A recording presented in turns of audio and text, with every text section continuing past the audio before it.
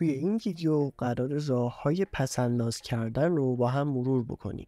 شاید بعضی از این راه‌ها اونقدر عجیب باشه که باور نکنید این راه‌ها کارسازن. شماره 1.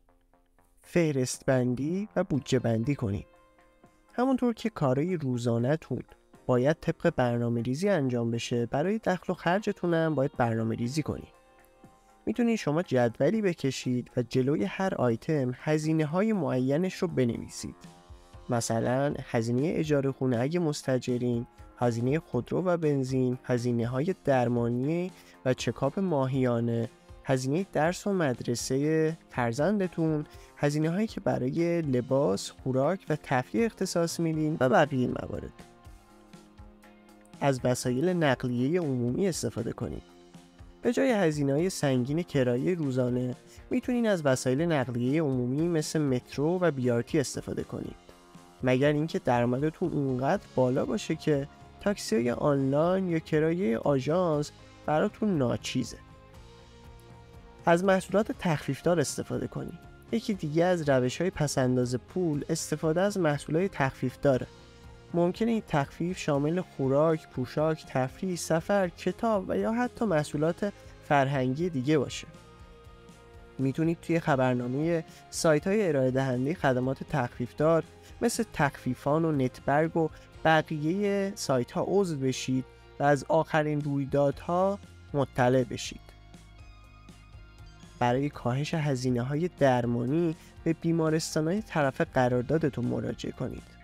بیمارستانایی هستن که طرف قرارداد با بیمه‌های تکمیلی و یا بیمه‌های رایگان مثل بیمه نیروهای مسلحن. قبل مراجعه به بیمارستان حتما نوع بیمه طرف قرارداد رو چک بکنید. اگر نوع بیمه خدمات درمانی شما مشمول تخفیف و یا رایگان هست، حتما استفاده کنید. این حق شماست. راه 5. برای پیرایش ماهیانه به آموزشگاه‌های آرایشگری سر بزنید. چرا آموزشگاه‌های آرایشگری؟ چون داشتن مدل رایگان برای هنرجوها الزامیه. هنرجوها برای تمرین آرایشگری از افراد میخوان تا مدلشون بشن و بدون دریافت پول موی اونا رو اصلاح میکنن. شماره 6. از تورهای تخفیفدار یا لحظه آخری استفاده کنید.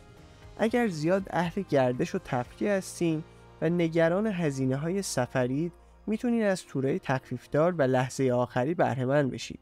بعدیش اینه که همیشه باید یه چمدون پر توی خونه داشته باشین و منتظر زنگ آژانس هواپیمایی باشید تا به سرعت به سمت فرودگاه حرکت کنید.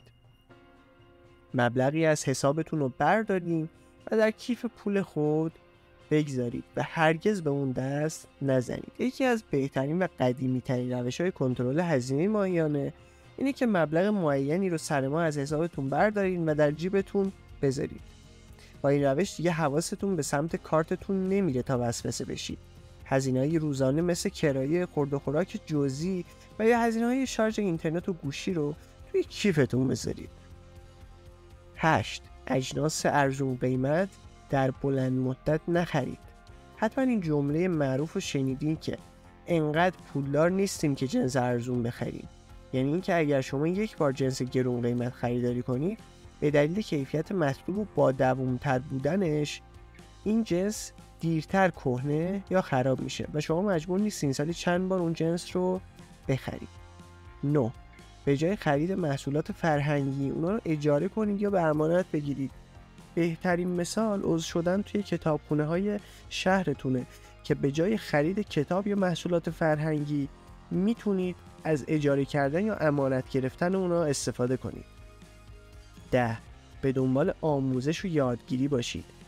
بدون هیچ اطلاعی وارد سرمایه گذاری نشید. حتما کتاب‌های با موضوع بازاریابی، فروش، تبلیغات، مذاکره، مدیریت مالی و پس‌انداز رو بخونید تا هرچه بیشتر مطالعه کنید و این مطالعه بیشتر باعث میشه که بیشتر رشد کنید و با درک و آگاهی بیشتر قدم بردارید. امیدوارم از این ویدیو لذت برده باشید.